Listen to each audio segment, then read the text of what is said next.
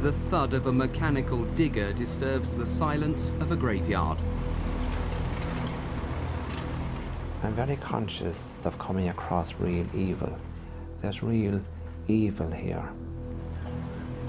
In the dead of night, police exhume a body.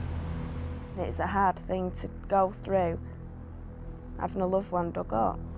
This is the moment the murderous activities of Britain's biggest serial killer were unearthed. That son of a gun killed my father on Christmas Eve. In the coming weeks, the hush of night was to be repeatedly broken by exhumation after exhumation. We used to joke about it because we used to say, she's always down there, and I bet he's got fed up with her and bumped her off. And now... Over the coming months, detectives were to investigate the deaths of nearly 150 patients of Dr. Fred Shipman. How far does this go? How deep is it? How many people have been murdered by Dr. Shipman? I don't think that there'll ever be an answer to that question. The only person that knows is not talking to us. Today, as the 53-year-old doctor who used his caring manner as a cover for murder was led away to spend the rest of his life behind bars, two major questions are being asked. Why and how did he literally get away with murder for so long? For the first time, the true extent of his ruthless killing spree can be revealed.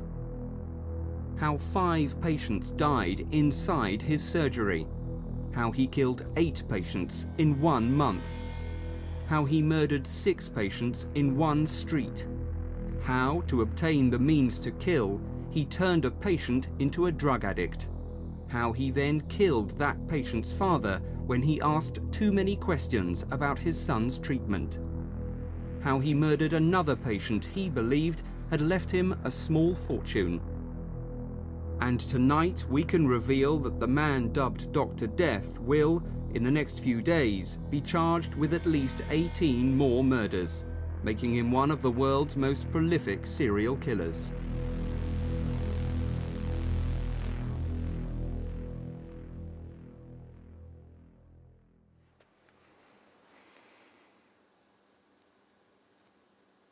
A senior detective lights candles to the memory of 15 murder victims of Dr. Harold Frederick Shipman. Stan Edgerton was a detective for 30 years, but nothing during his long service could prepare him for the enormity of his final case. He still finds it difficult to come to terms with. The exhumations created numerous emotions, and the one that sticks in my mind more than any is intrusion.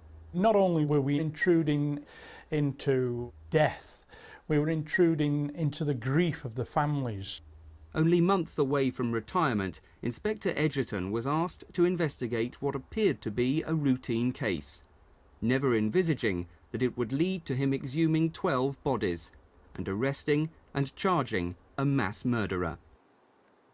This was a case of forgery and attempting to obtain monies by deception. Never at the beginning of the investigation did I ever envisage that I'd be dealing with not only one murder investigation, but a number of murder investigations. Inspector Edgerton had been asked to look into the will of Kathleen Grundy, who died suddenly on June the 24th, 1998, at her home in Joel Lane, Hyde, on the outskirts of Manchester.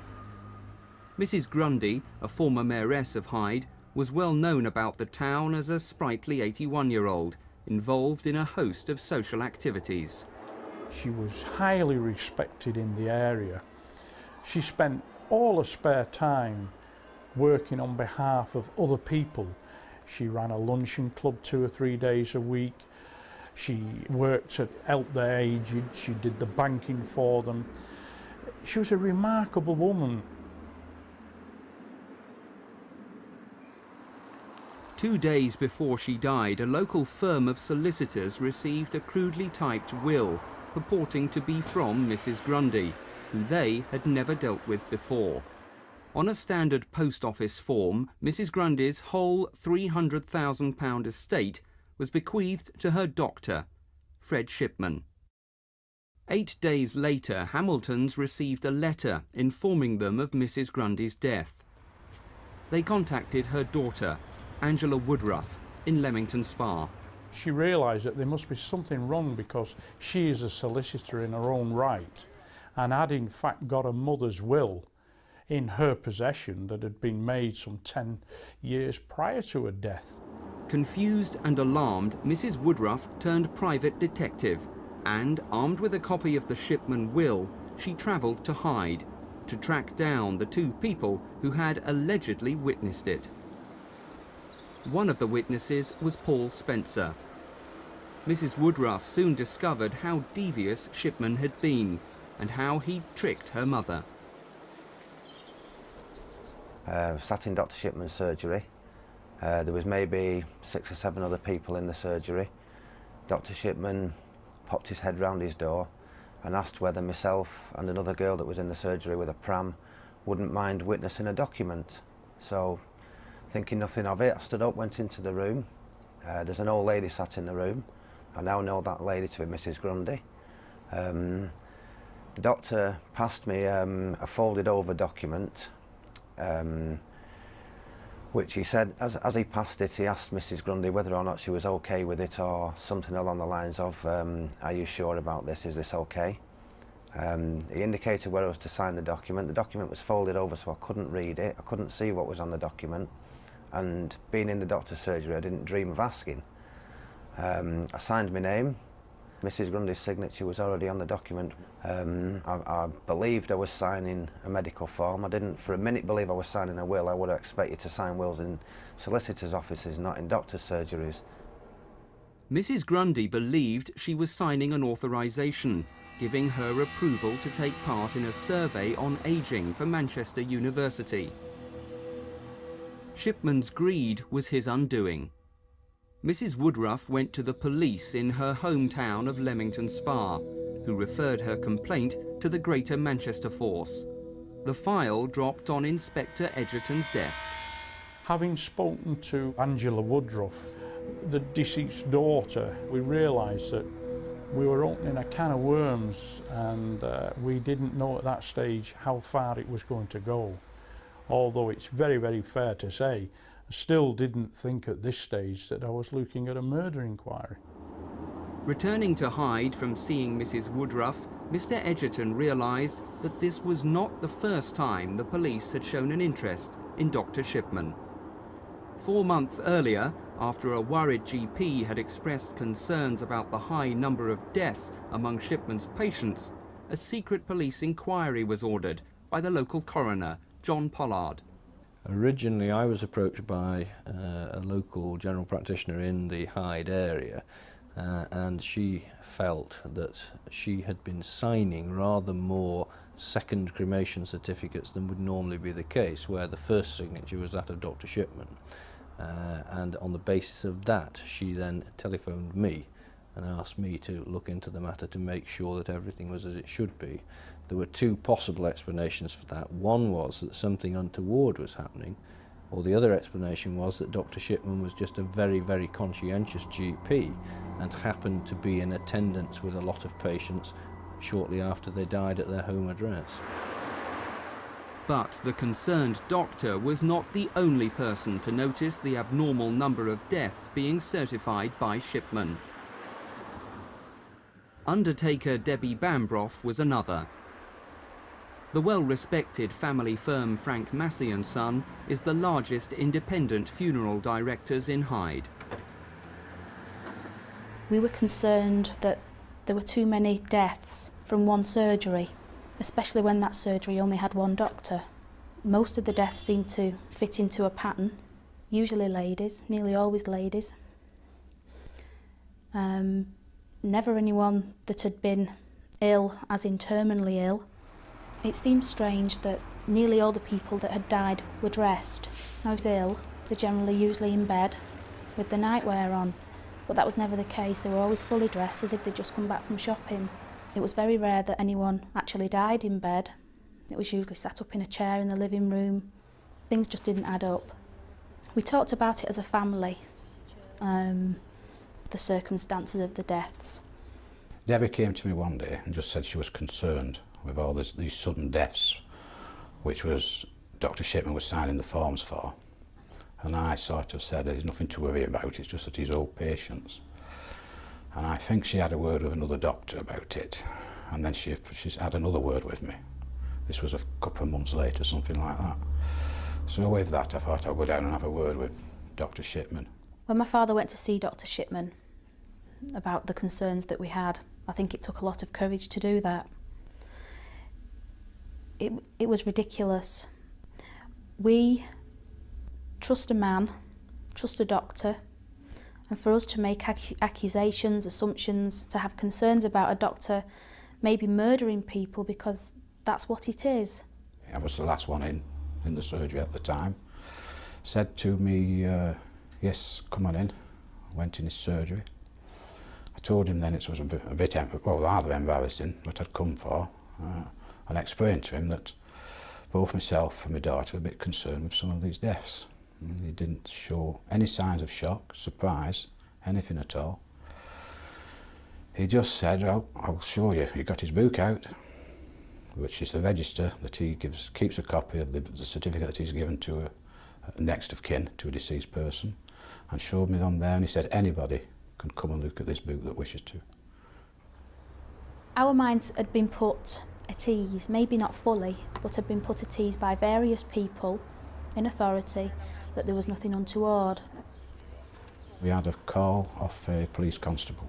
The constable just said to us what it boils down to is he's got a vast amount of patients, elderly patients, and he's such a caring doctor that he gets more deaths than anybody else. And with that, I was quite satisfied. The police carried out a full investigation at that stage based upon the instructions that I gave to them. I was quite satisfied with the inquiry that they made, but it led to nothing. They couldn't see anything that was wrong at that time. Mr. Pollard's instructions that Shipman was not to be made aware of any inquiries or their source prevented police carrying out a full investigation. I would carry on going to see my doctor, Dr. Shipman, as normal. And the longer I sat in his room, the more I thought how ridiculous these suspicions and concerns had been. It was impossible to think that my doctor, who I trusted in and confided in, could be doing something so terrible. Aware from Debbie's father's visit that his murderous activities had aroused suspicions, did Shipman panic and hurriedly decide to forge Mrs. Grundy's will to provide him with the funds to flee? Inspector Edgerton thinks not. It's been suggested from a number of sources that one of the reasons why he perhaps forged the will as he did was that he thought that his world was collapsing around him. I personally don't go along with that view at all. It's my firm belief that he thought he was so invincible, so super intelligent, that he thought that the police weren't aware of what was going on. Following the coroner's inquiry, Shipman's belief that he could fool anyone led him to commit 3 more murders, the last being Mrs. Grundy. The crude forging of her will was the act of supreme arrogance that was to be his downfall. I think it's part of this arrogance. I've got away with this for the length of time that I have. Nobody's queried me about it, nobody's questioned me about it. I might as well make a few bob out of this. It may well have been his thoughts.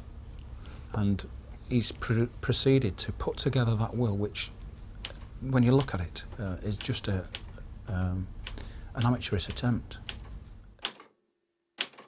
The inquiry was beginning to take off at a rapid rate of knots, and I've got to say that Detective Superintendent Bernard Postles took hold of things then and said, well, let's sit down and let's go through this piece by piece and let's assimilate exactly what we've got.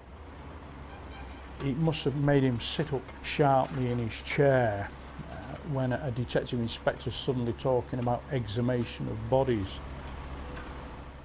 But to give him his due, it didn't take him long to realise and grasp that what I was telling him was probably the only direction that we could go in.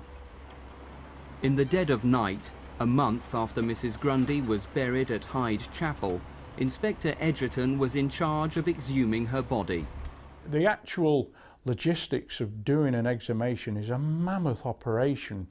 There are so many things to have to consider to keep the decency of the matter, to show respect and reverence to the deceased remains. There was the family that had to be considered. We had to make sure that we'd identified the correct grave. We had to take soil samples, make sure that the mortuary were put on notice because we were going to have a post-mortem.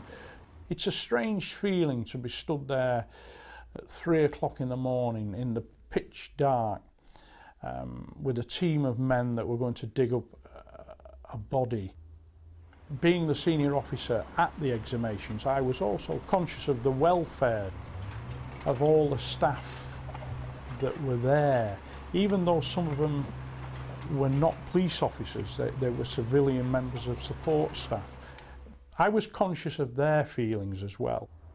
At the same time as Mrs. Grundy was being exhumed, Stan Edgerton had a team of detectives raid Shipman's home and surgery, looking for the typewriter and other evidence used to forge the will. Dr. Shipman was well aware of what we were looking for and in fact produced the typewriter, which is a portable typewriter. It didn't look a very expensive machine, but he produced it from a cupboard in the surgery. The typewriter, the forged will, and samples taken from Mrs. Grundy's liver and muscle tissue were sent to the Forensic Science Laboratory at Chorley for analysis. Experts quickly established that Shipman's typewriter had been used to forge the will and the letter.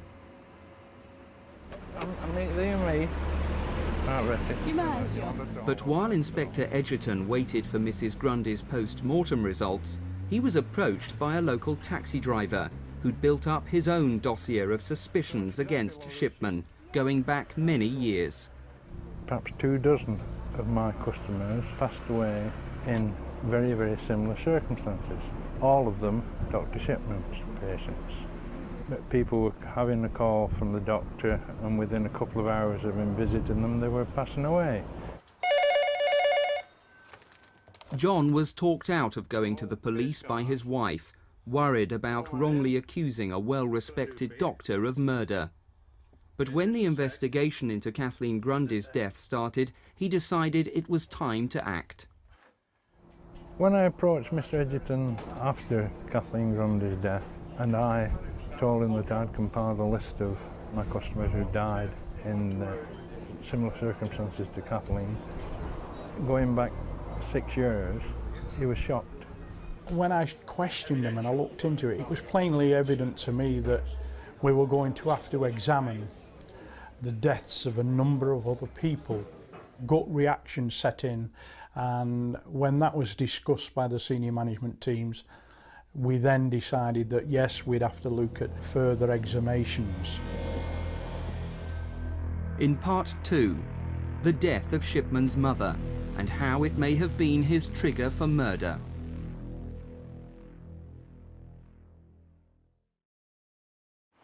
Harold Frederick Shipman was born in Nottingham in January 1946. His early years were spent at this house in Longmead Drive. His father, also Harold Frederick, was a long-distance lorry driver. His mother, Vera, was ill for many years, slowly dying of cancer. Fred, the middle one of 3 children, was the clever one of the family.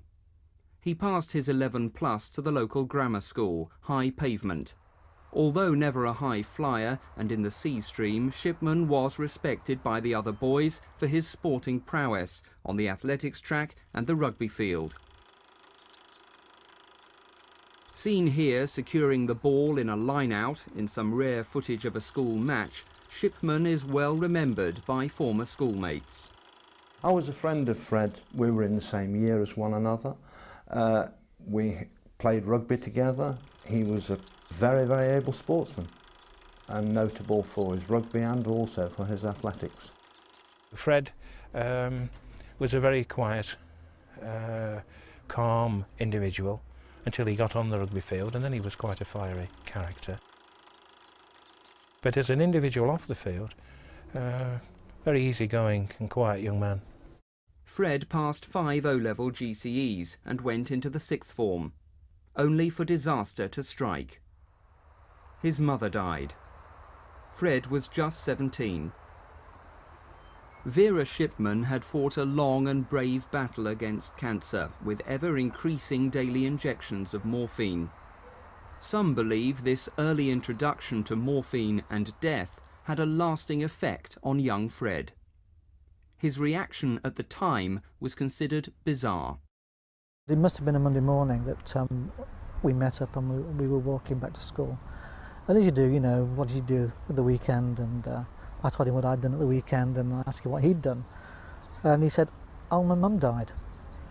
I said, oh, God, but what did you do? You know, it must have been awful. And he said, oh, yeah, I went for a run. But he went on to say that he'd actually run till, I think he said 2 o'clock in the morning or something, and in the pouring rain. After his mother's death, Shipman decided to become a doctor. He spent the next 6 years as a medical student here at Leeds University. In his first year, he met his wife, Primrose Oxterby, then a pretty 17-year-old window dresser. Within months, Prim was pregnant with Sarah, the first of their 4 children, and much against her parents' wishes, they were quietly married.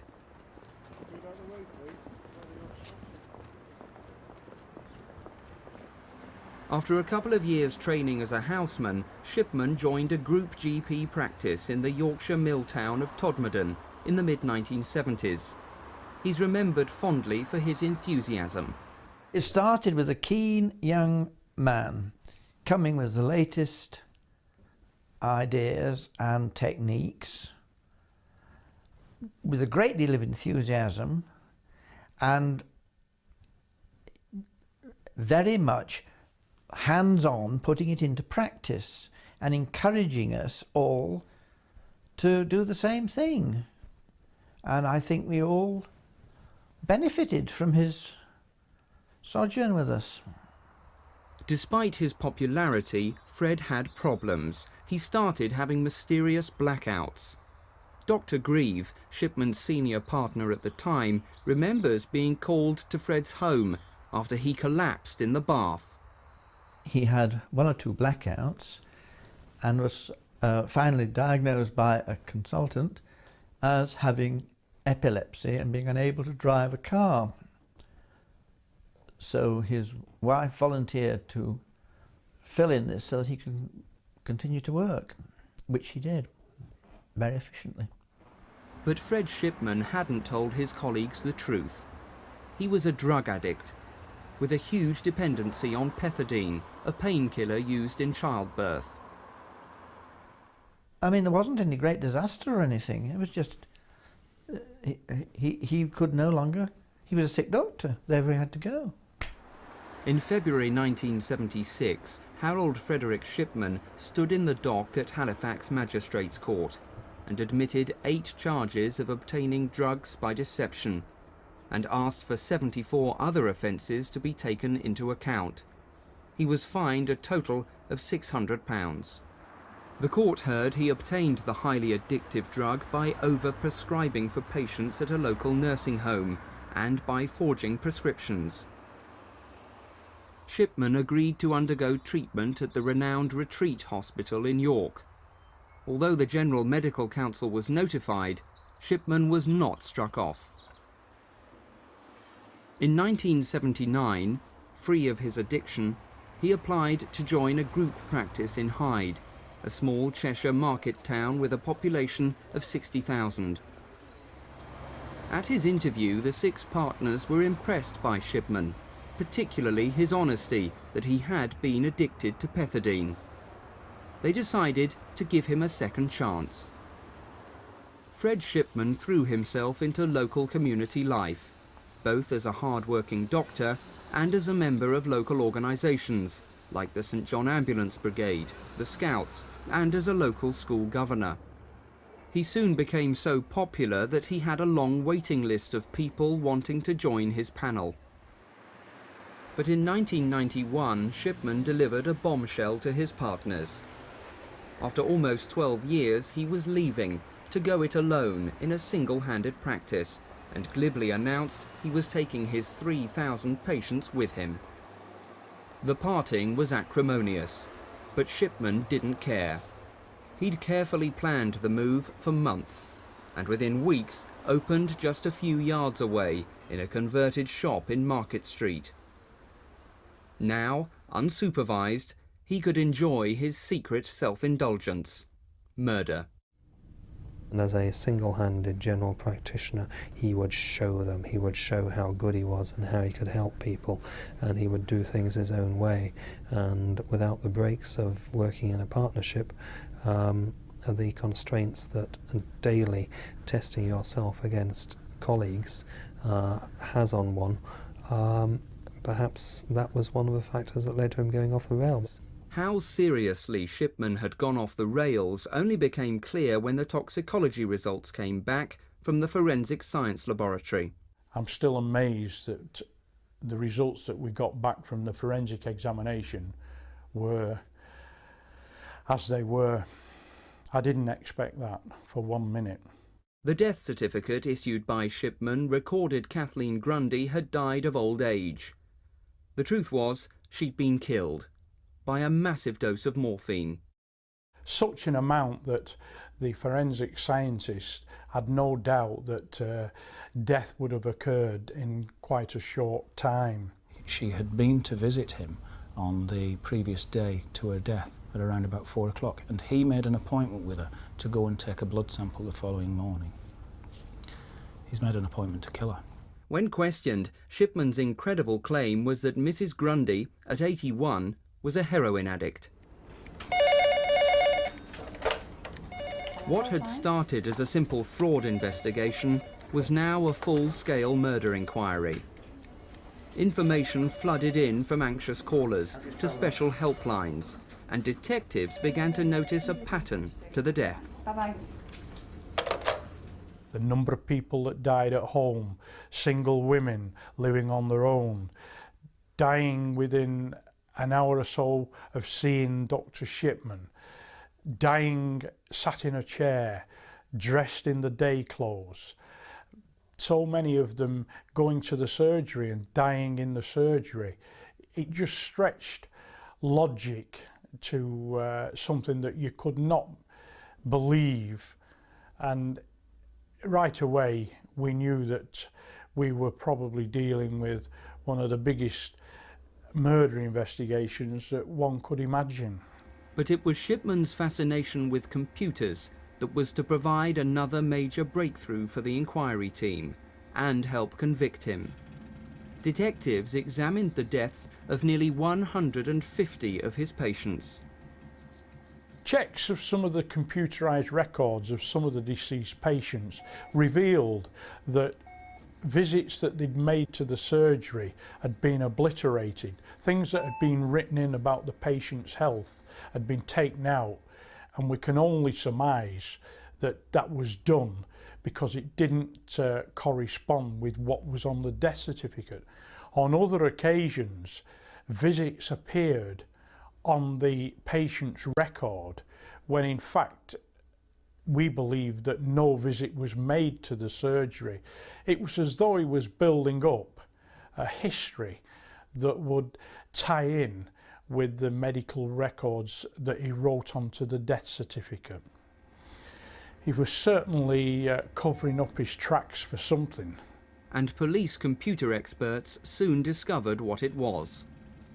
Shipman was altering patient records to conceal his crimes, and on occasion, to save time, he recorded their deaths before he killed them. The number of deaths towards the end were increasing at such a rapid rate that I sometimes wonder whether he'd have time to prepare a lot of what he was doing, and this was why he was changing the medical records round about the time the person died, shortly afterwards. And in fact, in one case, he was altering the records before a body was even found. What we decided to do was to go back over a period of 12 months and ascertain how many people had died and how many death certificates that Dr. Shipman had written. In a 12-month period, there were some 36 deaths. One of the things that jumped out at us was that never had there been a post-mortem. We also realised that the number of deaths that he had in a 12-month period was 2.5 times more than the average. An incident room had been set up at Ashton-under-Lyne police station, manned by 56 hand-picked detectives. Special flowcharts were designed, showing when, where, how and under what circumstances patients had died in the previous 5 years. Our investigations established that on many, many occasions, Dr. Shipman had seen them on the day that they died. In a lot of cases, he'd seen them within, if not an hour, certainly a couple of hours of death. And again, that itself become illogical. Alice Kitchen was one of those illogical cases, where Shipman had visited shortly before she died. But there was something unusual which bothered her family. All the family were very surprised and wondered why she was sat where she was on the settee, because she never sits there. She always sits in a chair where she can see out the window, and as soon as anybody pulls up, she's got the door open ready for them before they've got to the door. She always sits there, and where she was found on the settee, she had her back to the window. And I do know that one neighbour that was interviewed was asked if she saw Dr. Shipman coming or going, and she said that he was coming out as she was going in her house, and that she thought it was unusual that my mother was sat on the settee. She could see the back of her, and she said that she never sits there and that she always sees everybody to the door, and she didn't see him to the door. She thought that was odd. And Dr. Shipman never spoke to her, never said, "She's not well, will you sit with her," or anything like that. Alice Kitchen may have died in an unusual chair at home, but 5 of Dr. Shipman's patients died in an even more unlikely place, his surgery. We spoke to a number of doctors and said, well, you know, how many times have you ever had a patient die in the surgery? And most doctors look aghast. They said, well, it never happens. One of those who died in his surgery was 72-year-old Edith Brady, a long-term patient of Fred Shipman. Edith, who loved a social occasion, was the principal guest at the family's Christmas party a few months before her death. He told me that she'd gone in the back room to lay down, and he just went in and found her dead, and that he worked on her and nothing could be done. So we spent some time when I gave her a kiss, and I noticed how tidy she was, and they said it was her heart, and we just accepted that that's what it was. And I was just glad that she didn't have to have a post-mortem, because I didn't want to be messed about. I just said, well, I'm glad she was here. And he said, well, she's not the first one to die. He had another lady that died in here who said that at the time. And I was glad, because that's the place she liked to be. She liked Dr. Shipman. We used to joke about it, because we used to say, she's always down there, and I bet he's got fed up with her and bumped her off. And now when I think about it, it's unbelievable. Detectives were also noticing other disturbing facts. That Shipman had been present when 6 of his patients died in one street in an 18-month period. And that in 1 month, 8 women patients died mysteriously. We saw that on one occasion, in a particular month, there were 8 people died, which is on average of 2 a week. And whenever we spoke to other people in the medical profession, they stood back in amazement. In part 3, how Shipman stole from his patients and acquired his means to kill.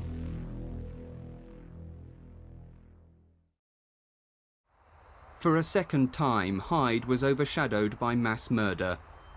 In the mid-1960s, it was home to Myra Hindley and Ian Brady, the Moors murderers. Now it was home to Fred Shipman, and as the new investigation grew, once again the population faced the horror of killing. Attending the exhumations of his parishioners, Father Dennis Marr found himself a central figure.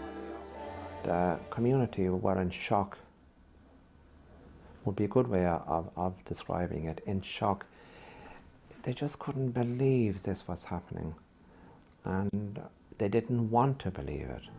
It's all a bad dream.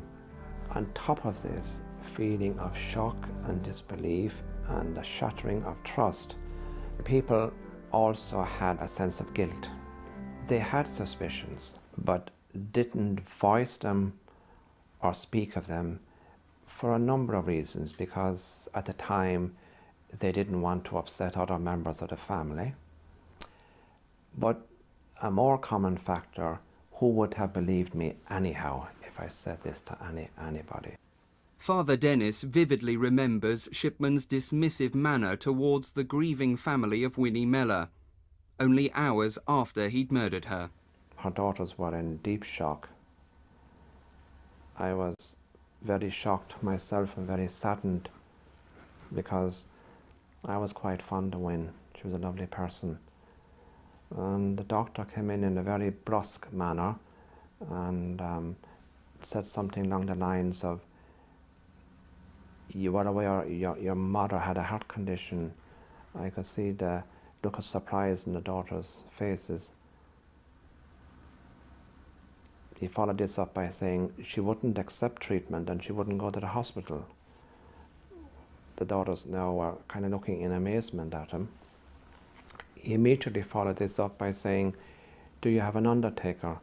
And at this stage I intervened and said, "Well, the woman has just died, and I think we just leave that at the moment." He then followed on saying, "And by the way, there's no problem with issuing a death certificate. I can do that. You just pop down to the surgery." And that was it. He was gone.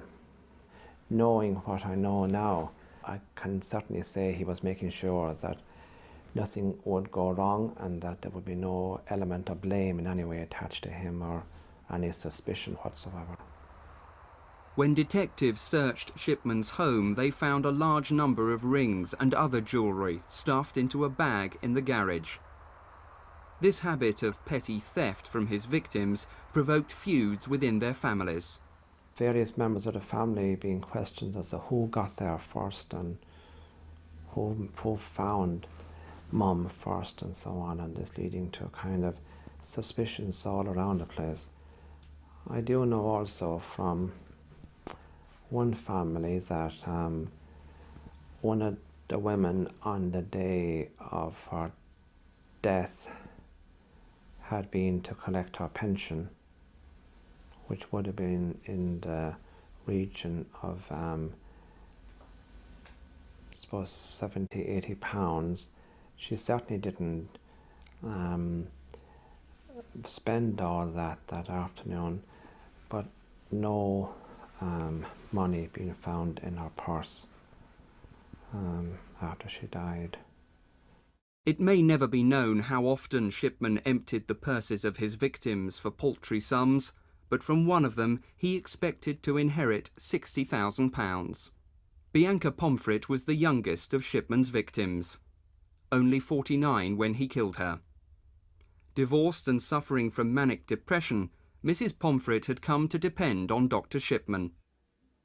In a nutshell, she thought the world of him, to the extent that several years ago we were contemplating moving houses.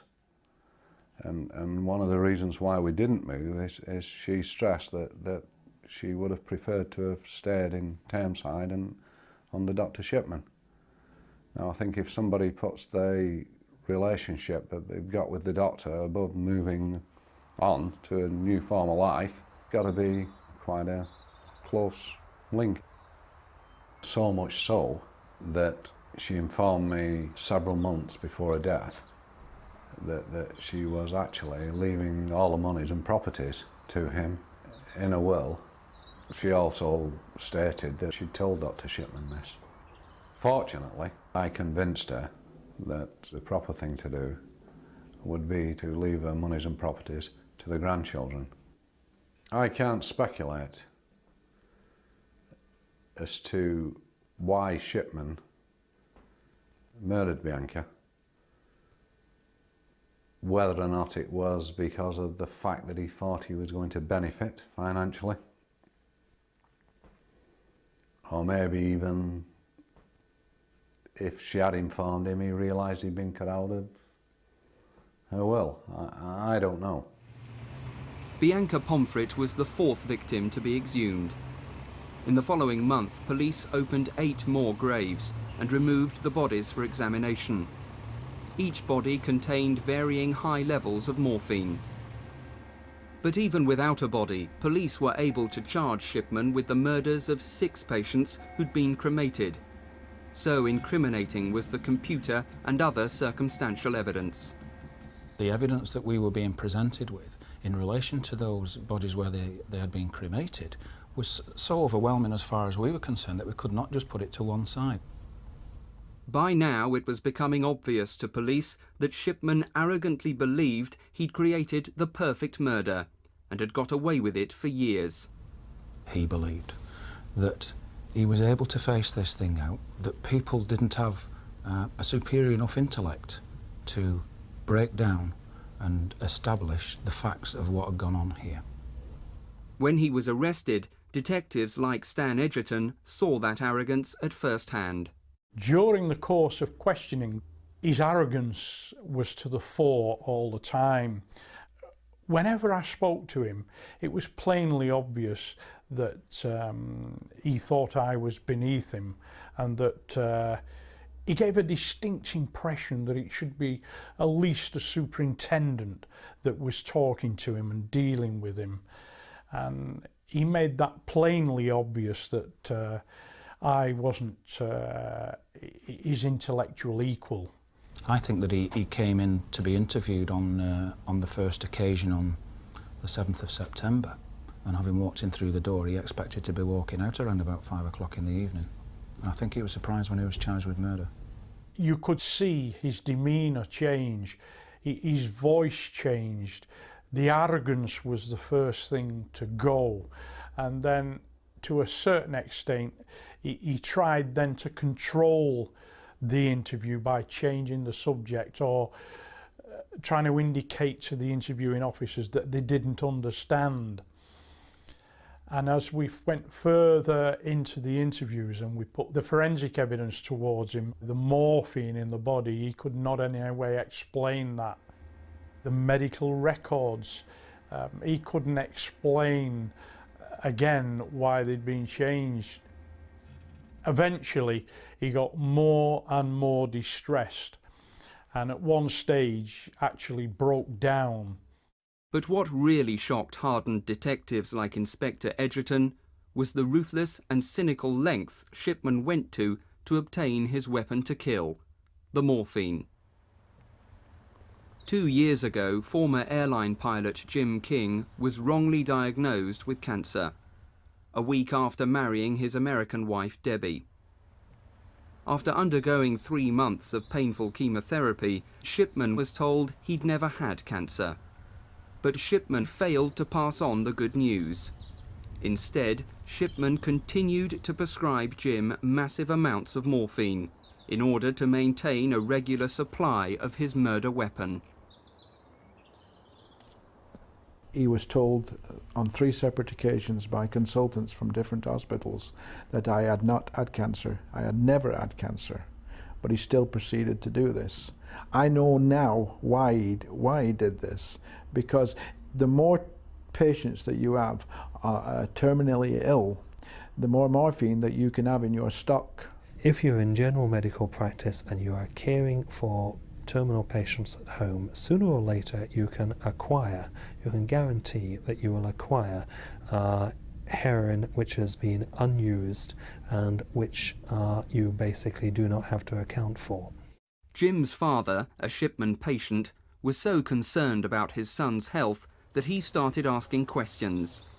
Too many for Shipman's liking, and the doctor killed him. My father had been down to the surgery a few times to ask Dr. Shipman what was going on with my case, because he could see me deteriorating rapidly with the amount of morphine I was using. I mean, that son of a gun killed my father on Christmas Eve, of all the days to do this. And I believe he did that because he needed to stop this man complaining at that time. Because the last thing he needed was to have complaints, knowing that what we know now, the last thing he needed is for somebody to come forward and say, what the hell's going on here? And then all this lot would have come out. And you know, it's a shame it hadn't come out, because after he killed my father, he proceeded to kill 4 or 5 other people. And Shipman would almost certainly still be killing today, but for his amateurish attempt to forge Mrs. Grundy's will. But the big question still remains.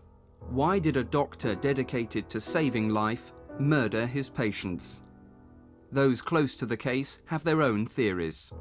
He might get a kick out of being in control, and the ultimate power is the power over life and death. I can't think of anything else that could explain it. Why he did it, I think, is simply a matter of convenience, that it was more convenient perhaps to get rid of a patient who was an awkward patient by killing her than by trying to persuade the family practitioner committee to transfer her to another general practitioner. It's horrendous, isn't it, to think of that could happen, but it clearly did. I think that a significant number of the people that Dr. Shipman killed, he may have killed quite simply because he did not wish to continue caring for them for whatever reason.